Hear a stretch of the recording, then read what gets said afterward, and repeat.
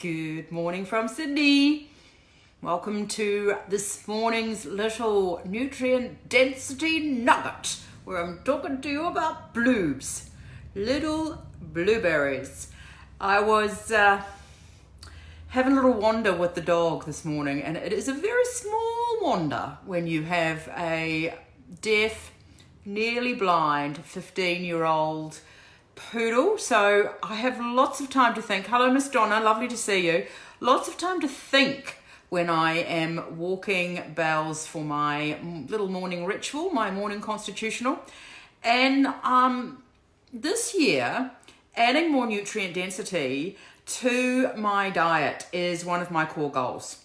So I kind of thought that maybe you might be interested in a few nuggets that I share with you, random things, if you like, that I'm doing to up my nutrient density. Even though I know that you guys already know about the importance of nutrient density and all that good stuff, sometimes a little bit of a nudge is helpful.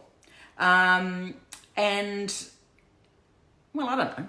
I find it helpful. So I thought today I might start with a little blueberries. And the reason that I'm starting with blueberries is that they're in season down here in Sydney. And, you know, if this is something that you'd like to see more of, do pop a comment below because it will, you know, it will let me know whether I should continue doing these little nuggets as I step through my nutrient density challenge for the year. So today, blueberries, and specifically I want to talk about these babies. I don't know whether you can see that. These babies are organic Highland Blues. They come in these dinky wee bio packs. They're really cool. They're pretty little things and they're full of bloobs. And they're bloody fabulous. So they're selling at Carriage Works, my farmer's market at the moment, and I have been buying them by the truckload because I love them.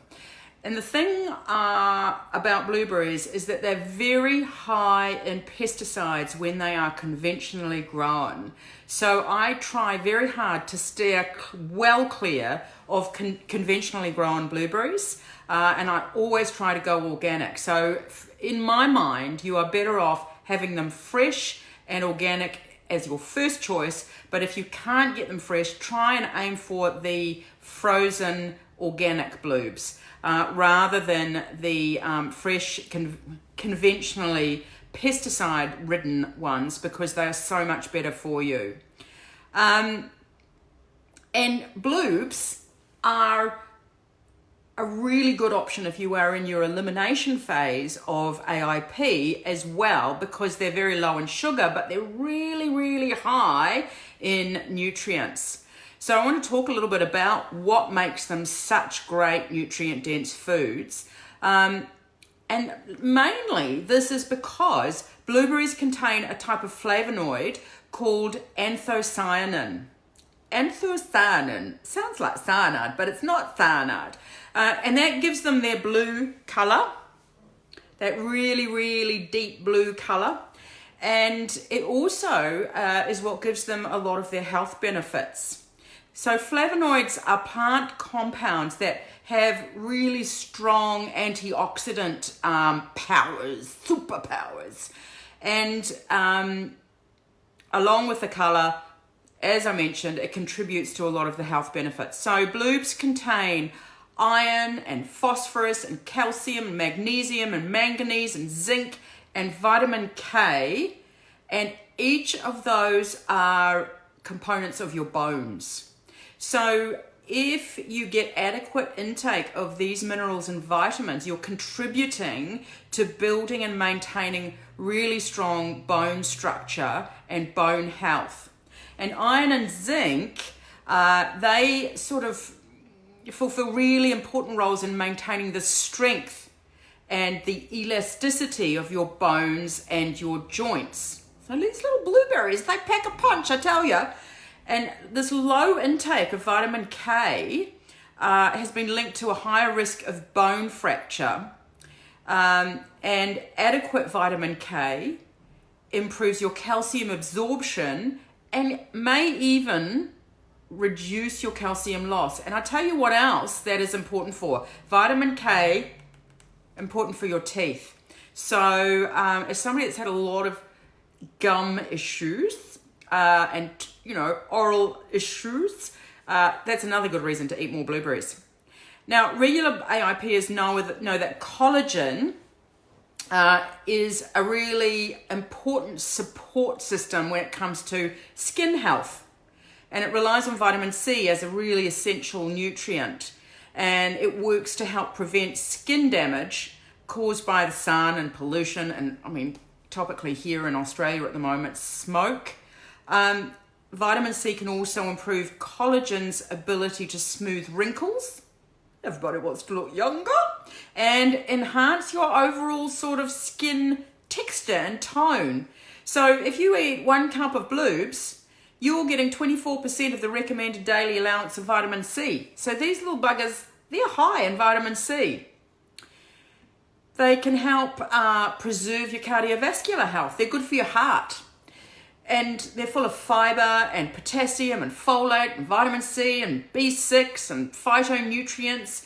And all of this supports your heart health.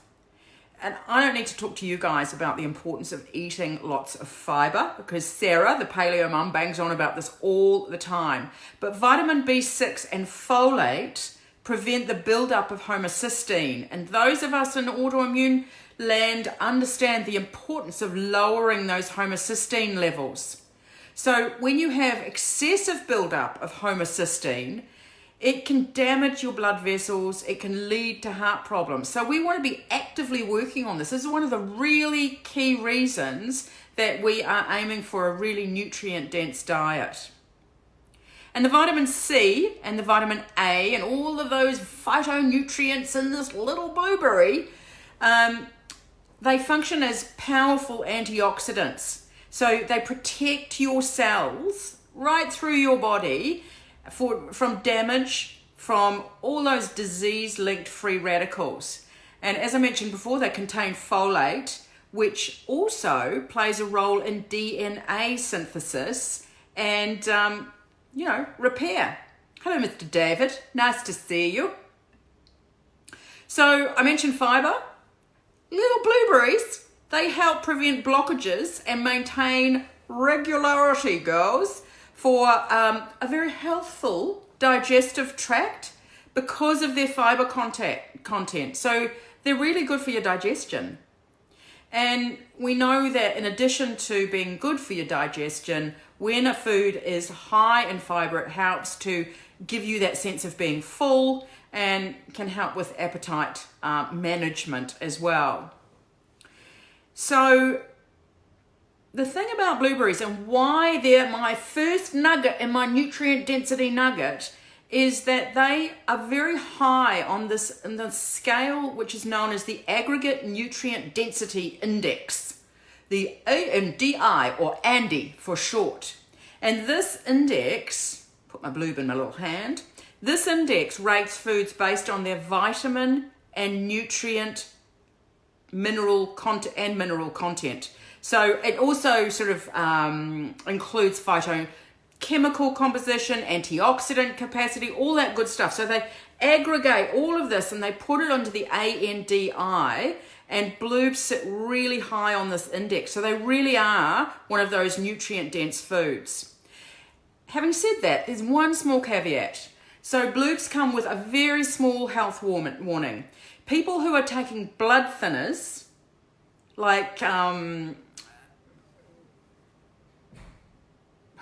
it escapes me, warfarin maybe, aspirin. If you're taking a blood thinner, you shouldn't suddenly change your intake of bluebs or any other sources of vitamin K, because vitamin K plays a role in blood clotting, and it may impact the capacity of the drug to do its magic. So just one teeny tiny caveat for those of you who are on blood thinners.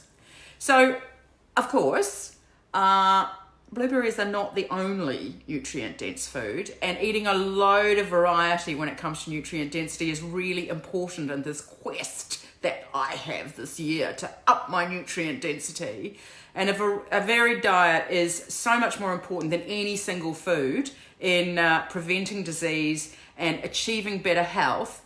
So this is just one way that I am working on my nutrient density for 2020. And if you'd like to join me, and if you'd like to see more of these little nuggets, please leave a comment below, because I'm happy to keep sharing if it's something that you're interested in.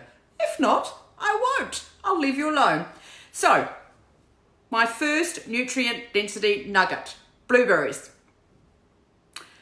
That's me for today. Signing out. Looking forward to seeing you on Friday for this week's Sunrise Chicken. Over and out from me. Cheers.